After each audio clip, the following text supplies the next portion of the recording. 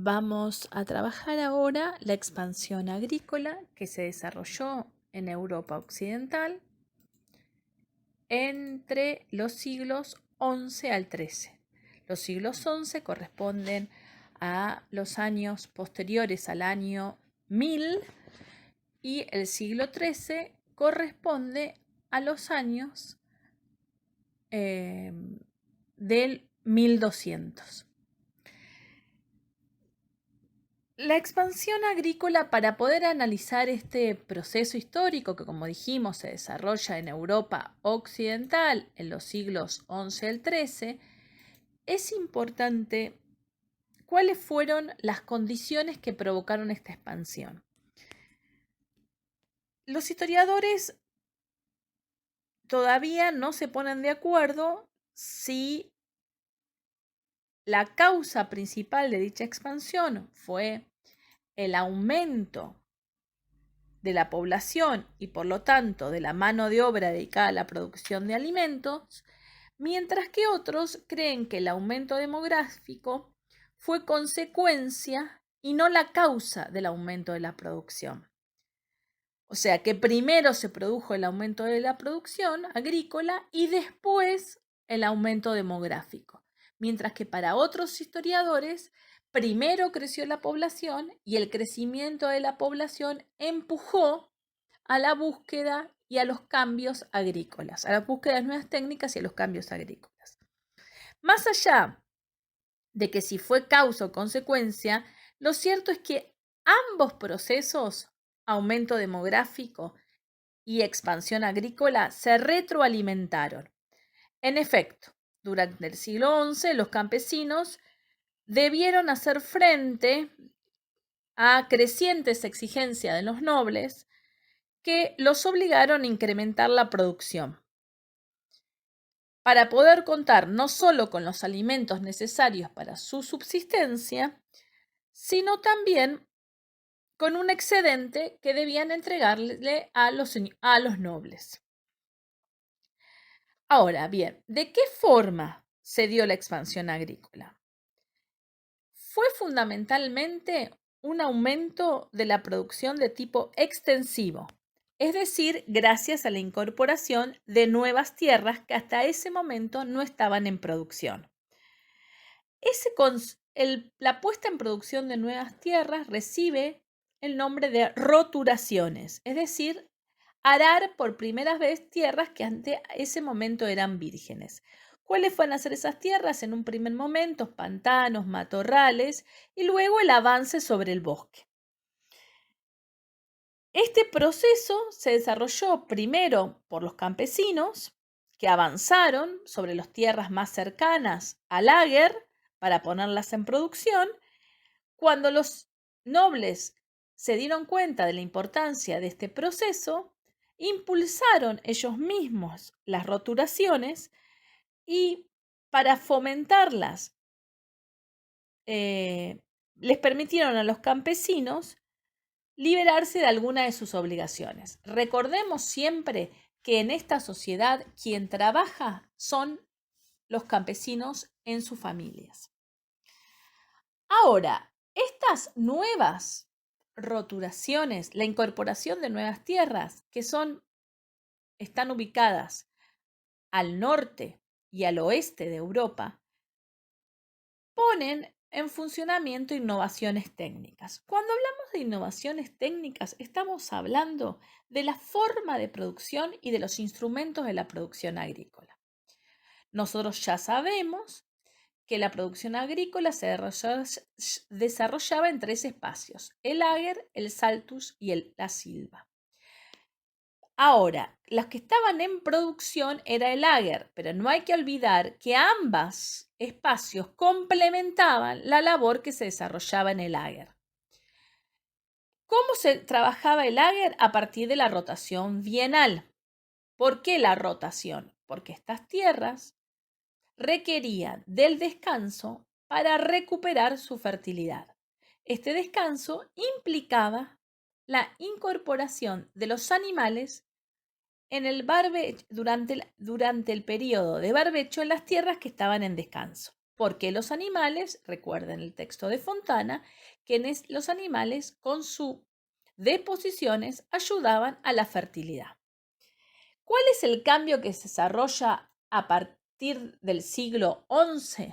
O sea, a partir del año 1000, el desarrollo de una rotación trienal en vez de una rotación bienal.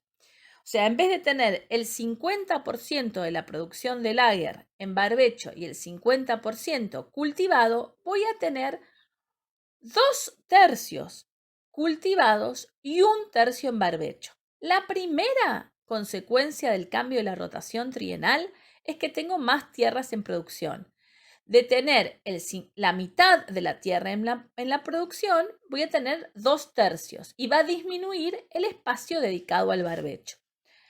¿Qué va a permitir? ¿Por qué se va a desarrollar esta rotación? Porque las tierras se van a dividir en 3 y se van a cultivar 2 tipos de cereales diferentes, uno de invierno y otro de verano. Va a mantenerse el concepto del barbecho para los animales a pastoreo, pero va a ser menos cantidad de la tierra para ello. Ahora, junto a estos cambios en la organización, va a haber cambios netamente técnicos en la forma de labranza de la tierra. El cambio más importante tiene que ver con el arado y el animal de tiro.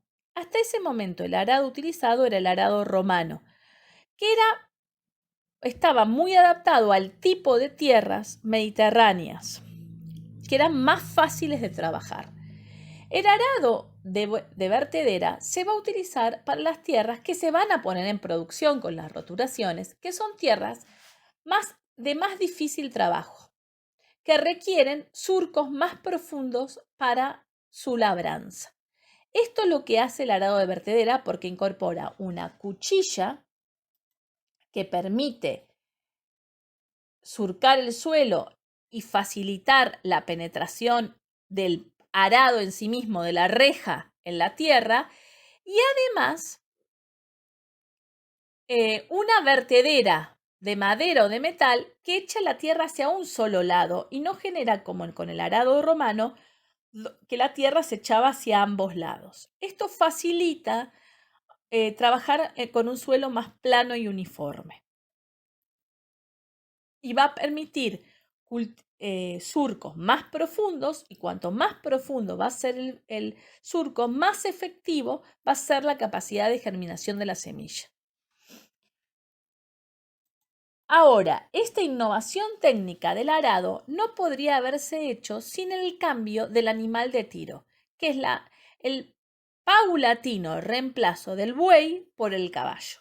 El caballo no es que era desconocido como animal de tiro, sino que hasta ahora no se había encontrado una manera de transformar eficientemente su capacidad en tiro. Para ello se utiliza la collera rígida que va a permitir que el animal pueda traccionar sin ahogarse. Esto va a generar no solamente un cambio en la agricultura, el uso del caballo, que se va a complementar con la herradura como elemento clave también para utilizar el caballo, sino también mejorar el difícil transporte terrestre y poder lograr una mejor, débil, pero mejorada comunicación entre las distintas zonas cercanas europeas. Por último, la innovación técnica, que también va a favorecer el aumento demográfico y la expansión y la mejora de vida de la sociedad feudal, va a ser el reemplazo de la molienda, digamos, de la capacidad para triturar los granos y presionar las semillas para hacer aceites, que eso implica el uso del molino, que antes eran movidos esas ruedas de molienda por fuerza de bueyes, burros o caballos, van a ser movidas por la fuerza del agua con el surgimiento del molino hidráulico.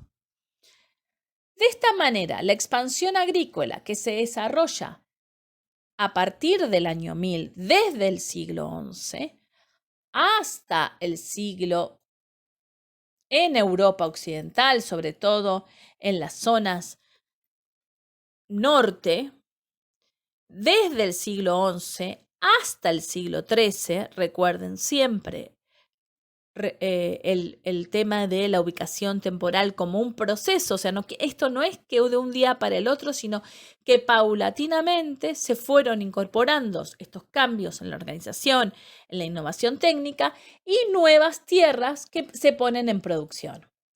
Las consecuencias de esta expansión agrícola son el aumento de la producción, la mejora en los rendimientos y crecimientos de la productividad en la agricultura. De esta manera, sostiene un aumento demográfico porque va a haber más alimentos disponibles.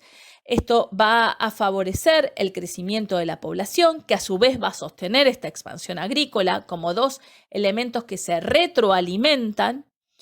El aumento de las tierras cultivadas, recordemos que este es un crecimiento de tipo extensivo de mayores tierras en cultivo juntos a unos cambios que mejoran los rendimientos. Esto va a llevar al retroceso de los bosques y un crecimiento y expansión económica que va a vivir esta sociedad feudal de los siglos XI al XIII.